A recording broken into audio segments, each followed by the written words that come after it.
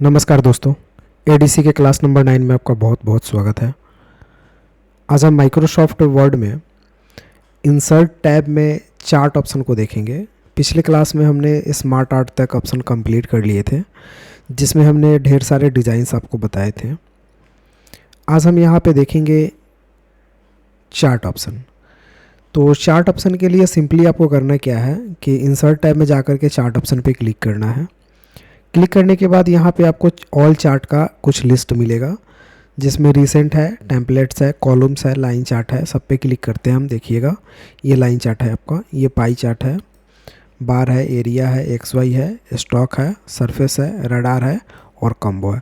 तो अलग अलग प्रकार के यहाँ पे चार्ट के डिज़ाइन आपको दिख रहे हैं, जो अलग अलग काम के लिए अलग अलग आप चार्ट का इस्तेमाल कर सकते हैं। ज़्यादातर हम लोग 3 चार्ट का इस्तेमाल करते हैं, जिसमें एक कॉलम चार्ट आ जाता है, एक लाइन चार्ट आ जाता है और एक पाई चार्ट आ जाता है।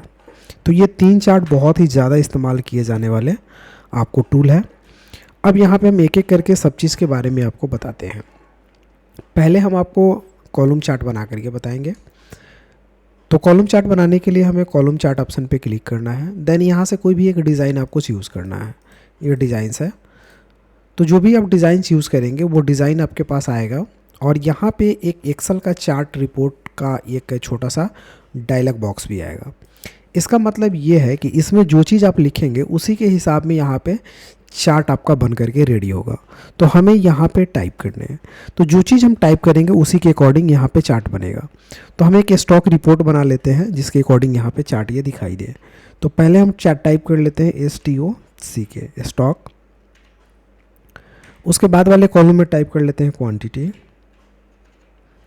फिर हम यहाँ पे टाइप कर लेते हैं रेट और अमाउंट। मान लिया जाए एक छोटा सा हम रिपोर्ट बना रहे हैं।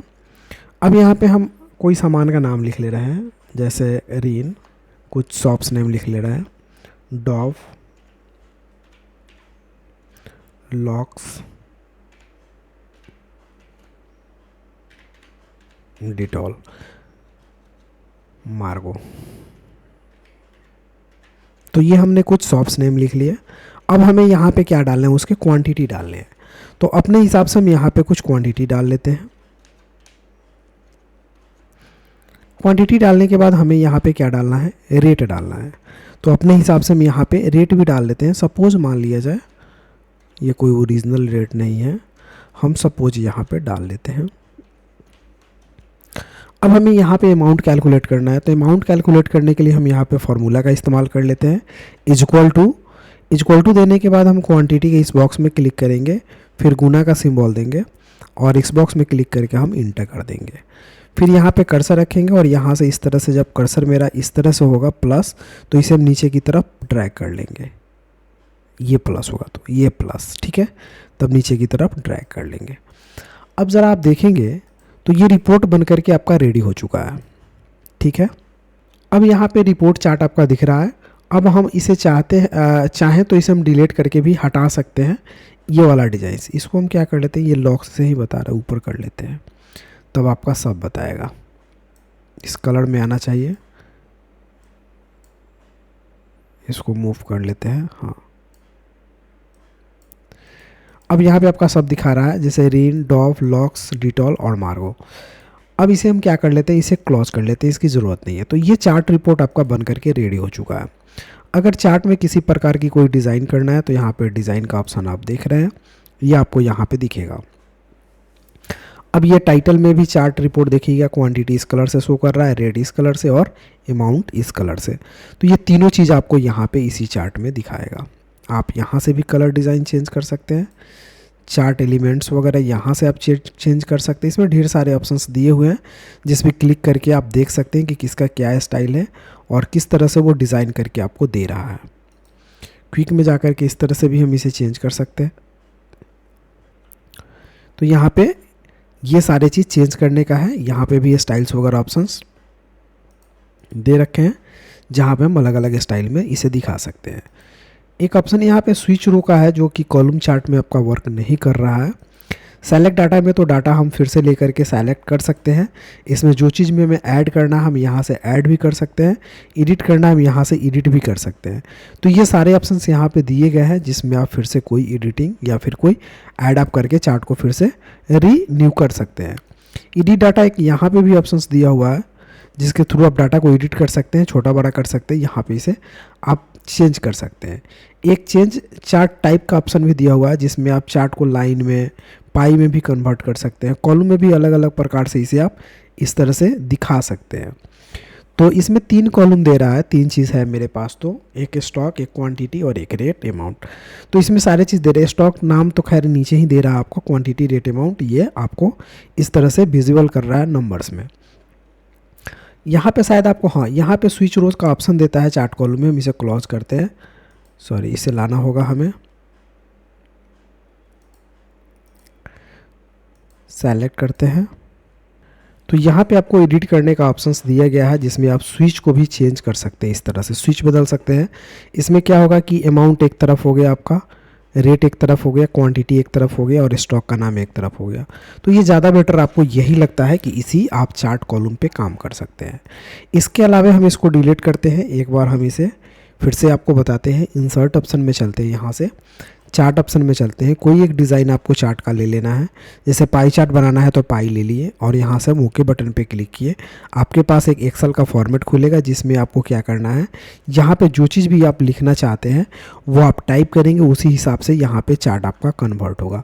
आप अगर देखें तो यहाँ पे सेल चार्ट आपका कन्वर्ट हो चुका है जिसमें फर्स्ट क्वार्टर है, सेकेंड है, थर्ड है, फोर्थ है। इसी तरह आप कोई नाम लिख सकते हैं जहाँ पे आपको बताएगा। जैसे मान लिया जाए हम यहाँ नाम कोई लिख देते हैं, जैसे रील लिख देते हैं, तो आप ये अगर ध्यान से देखें तो यहाँ पे आपको रील लिखा हुआ आ जाएगा। ठीक है, ये देखिए ये कलर रील का हो गया। अगर हम ये डॉफ लिख लेते हैं तो आप यहाँ से देखेंगे ये कलर आपका डॉफ का हो गया। तो इस तरह से आप यहाँ पे क्या कर सकते हैं, बदल सकते हैं और चार्ट को रिप्रेजेंट कर सकते हैं।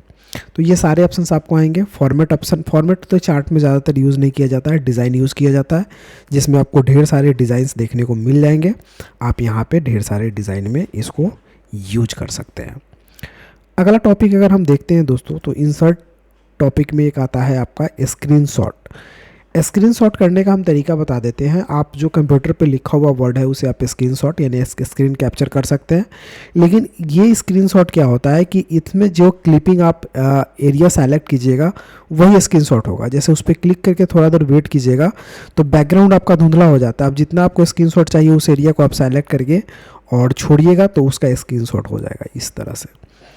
तो ये स्क्रीनशॉट ये है, जो आप MS वर्ड में कोई पिक्चर्स को स्क्रीन पे कट करके लाना चाहते हैं तो यहाँ से आप ला सकते हैं। ये आपके लिए बहुत ही बेस्ट ऑप्शन है।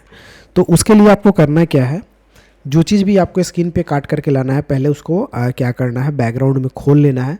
जैसे मान लिया जाए मुझे गूगल पे ही कुछ लाना हो तो हम पहले क्या करना होगा, मैं गूगल को ओपन कर लेना होगा। मान लिया जाए यहाँ पे गूगल एड्स। अगर मान लिया जाए हमें इसमें कुछ ऑब्जेक्ट को यहाँ पे काट करके ले जाना है या कुछ वर्ड को ले जाना है जिसे मुझे वहाँ पे बताना है, तो हम इसे बैकग्राउंड में खोल लिए। फिर माइक्रोसॉफ्ट वर्ड को ओपन करेंगे, इंसर्ट में जाएंगे। अब आपको यहाँ से स्क्रीनशॉट ऑप्शन पे क्लिक करना है, स्क्रीन क्लिपिंग। इसमें बैकग्राउंड में है तो एक ऑप्शन यहाँ पे दिखाएगा आपका कि आप इस ऑप्शन पे क्लिक करते हैं तो डायरेक्ट वो जितना भी पार्ट है वो सब आपके पास आ जाएगा। और दूसरा ऑप्शन है कि आप अपने सेलेक्टेड एरिया को भी ले आ सकते हैं। स्क्रीनशॉट पे जाएंगे, स्क्रीन क्लिपिंग ऑप्शन पे क्लिक करेंगे, थोड़ा देर वेट करेंगे, एरिया धुंधला हो जाएगा। फिर क्या है, जितना एरिया आपको काटना है उतना एरिया सेलेक्ट करें और माउस छोड़ दें, वही एरिया सिर्फ कट करके आ जाएगा। तो इस तरह से आप वर्ड को स्क्रीनशॉट करके ला सकते हैं। उसके बाद स्क्रीनशॉट लाने के बाद आपको पता ही है फॉर्मेट खुल जाता है जिसमें सारे चीज़ यहाँ पे फिर से विजिबल हो जाते हैं। आप यहाँ से भी कुछ काम कर सकते हैं, जैसे क्रॉप वगैरह करना हो, फिर से पार्टिकुलर कोई एरिया आपको हटाना हो या फिर काटना हो तो आप इस तरह से भी क्रॉप करके उसे हटा सकते हैं या फिर आप काम कर सकते हैं। तो ये एक स्क्रीनशॉट होता है। दूसरा स्क्रीनशॉट ये होता है दोस्तों कि आपको पूरे के पूरे बैकग्राउंड लेकर के आ जाना है। तो आप सिंपली क्या करें, स्क्रीनशॉट के लिए आपके कीबोर्ड में एक ऑप्शन होता है कंट्रोल बटन, बटन और ऊपर में देखेंगे तो PRTSC लिखा होता है, इसको बोलते हैं प्रिंट स्क्रीन। तो आपको अगर यही एरिया प्रिंट शॉट करना है पूरे के पूरे एरिया, तो आप क्या करें, कंट्रोल के साथ प्रिंट स्क्रीनशॉट पे क्लिक करें और कंट्रोल V बटन को प्रेस कर दे, बस आ जाएगा इस तरह से। तो इस तरह से भी आपका स्क्रीन आ सकता है।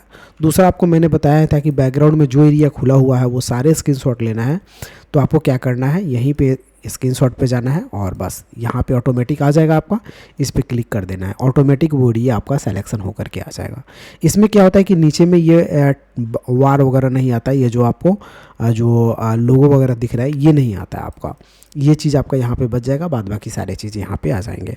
तो ये 2-3 तरीके हैं स्क्रीनशॉट करने के, जो भी आपको अच्छा लग रहा है उस ऑप्शंस के थ्रू आप स्क्रीनशॉट ऑप्शंस का इस्तेमाल कर सकते हैं। तो दोस्तों आज के वीडियो में इतना ही, फिर मिलते हैं हम लोग अगले वीडियो में। अगर दोस्तों वीडियो अच्छी लगी हो तो लाइक कीजिए, कमेंट कीजिए, शेयर कीजिए।